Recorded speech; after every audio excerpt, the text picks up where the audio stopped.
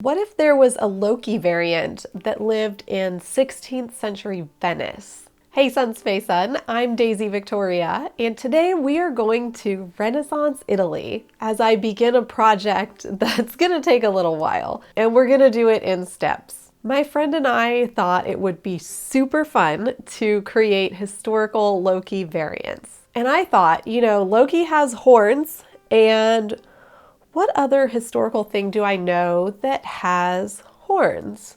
Is it Vikings? No. Is it 16th century Italian women? Yes. Yes, it is.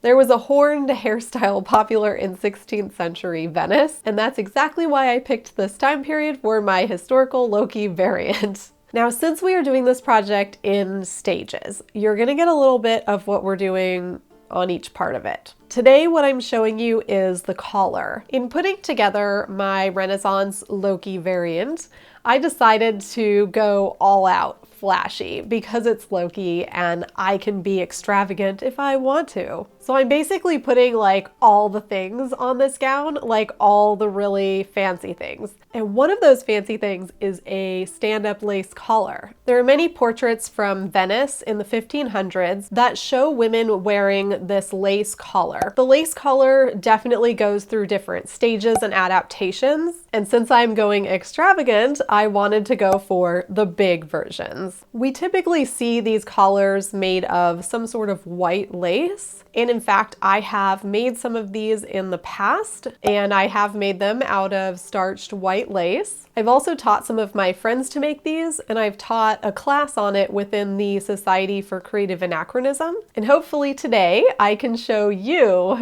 what it takes to make one of these. The collar that I am making today is not white. Like in all of the pictures, it is gold.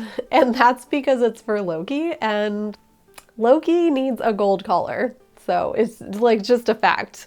I will note here that we do have some information on textiles and laces, but we don't have a complete extant collar that I know of that's exactly the style that I'm trying to make. That happens a lot because we don't have a whole lot of things that survived compared to how very many things there were, right? So what we have to do in that case is take the evidence that we do have and kind of fill in the gaps and experiment with it. For this collar, I am using a gold lace because it's Loki.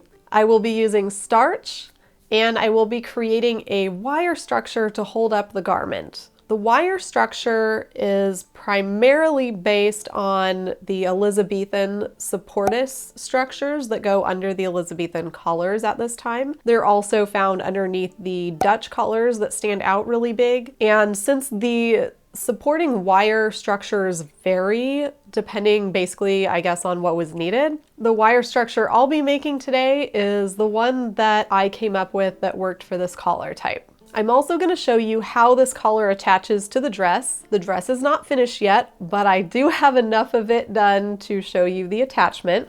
The dress will be another video. So whether you're here to watch me become historical Loki, or you just want to learn how to make a Venetian lace collar, or you want to learn how to make a Renaissance collar for some other purpose, or you just like Italy and Loki and Renaissance, and maybe you just are interested and you want some company while you're doing something, that's great too. I'm here for all of you.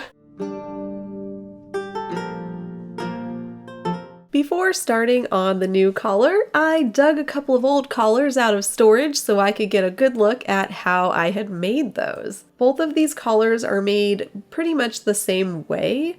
They're just using different laces.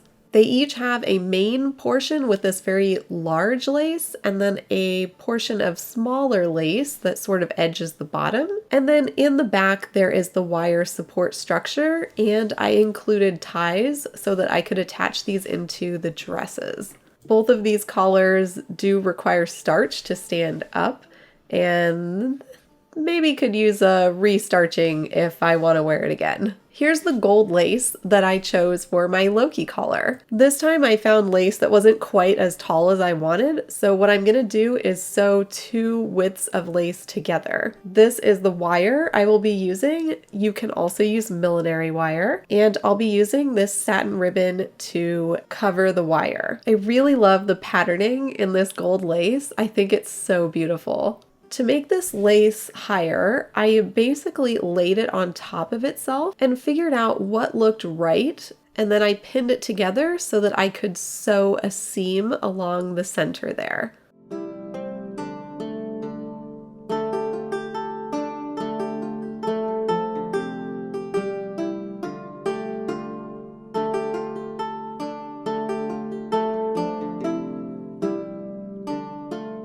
Now it's really important that you don't lick this wire. It's not good for you. Okay, let's use this wire for its actual intended purpose, and that is creating the structure for the collar rebato, or supportase. I'm using my older collars as sort of a template on how to get the right shape here, just because I can, and that makes it a little bit easier. I am also working on a PDF tutorial, which will guide you a little bit more specifically through this. So if you feel like you need a little more help than what you're kind of seeing in this video, or you want something to print out, I will link that to you as well.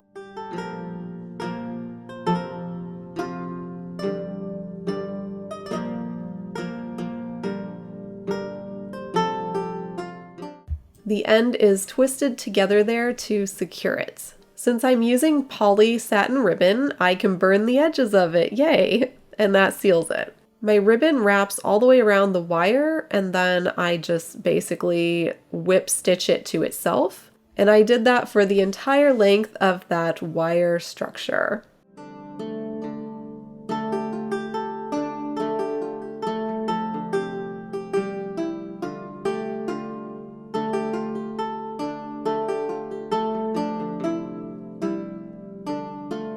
The important question here, now that it's covered in ribbon, can I lick it?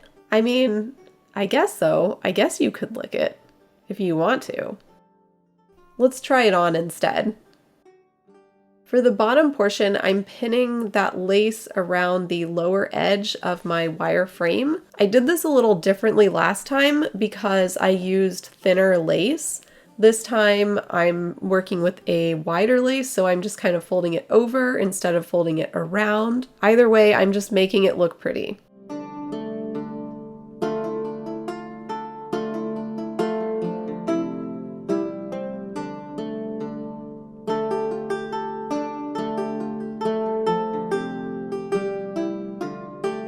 Last time what I did was I wrapped it all the way around, like across the back and then over to the front, and you can see the seam there. All right, now's the really fun part. We are going to stitch this lace onto the collar. So what I'm gonna do here is actually shape the very bottom edges that kind of curve around toward the front. So I'm cutting off a little bit there.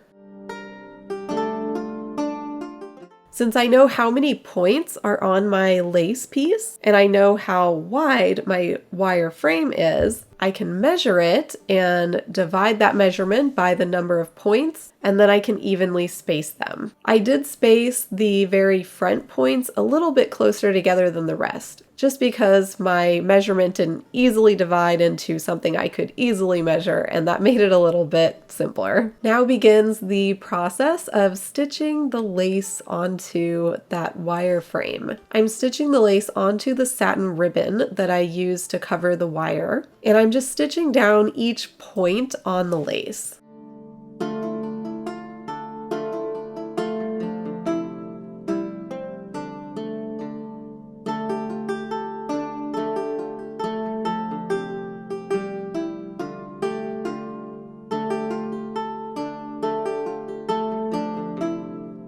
If it looks a little messy now, it's supposed to. It's going really well. To make it look less messy, let's stitch down the bottom. Here I'm just stitching those bottom parts of the lace within each pleat onto that bottom edge of the lace. For this part, I didn't actually measure it, I just kind of eyeballed it, but you could measure it if you want to.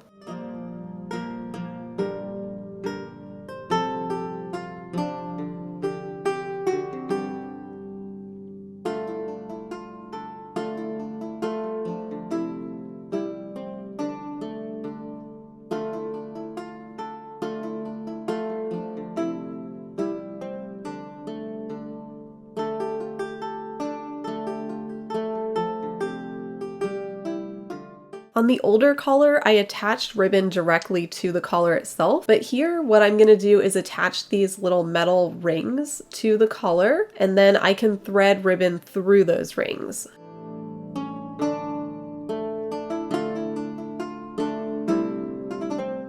What we need now is starch. I like this rice starch I'll put in my Amazon supplies list. The starch comes with directions, so basically you mix it with water in the proper ratio and heat it up. I've done this on the stove before, but you can also use the microwave.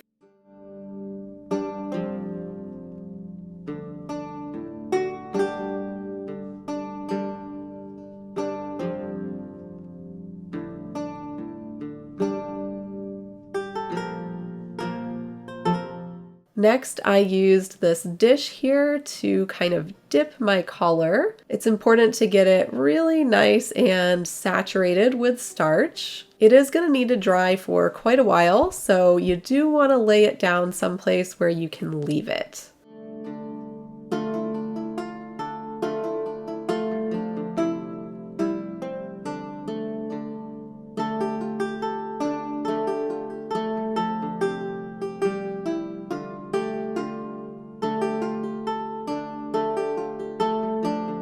Here's the dress I'm working on.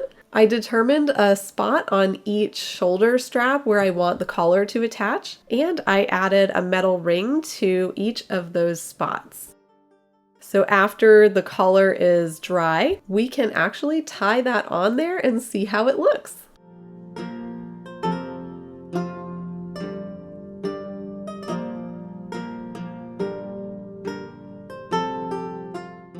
I really love these collars. I think they are just so extravagant and fancy, and I think they look so stunning.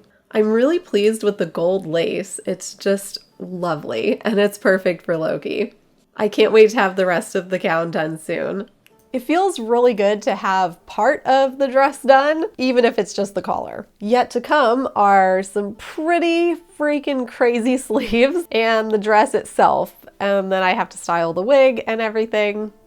We'll get there. As always, I would love to see what you are working on. You can find me on social media as Daisy Viktoria. My website is daisyviktoria.com. And a special thank you to my patrons over on Patreon who help me so much to continue creating content like this. I hope you all have a super magical day, and I will see you again real soon. Bye-bye.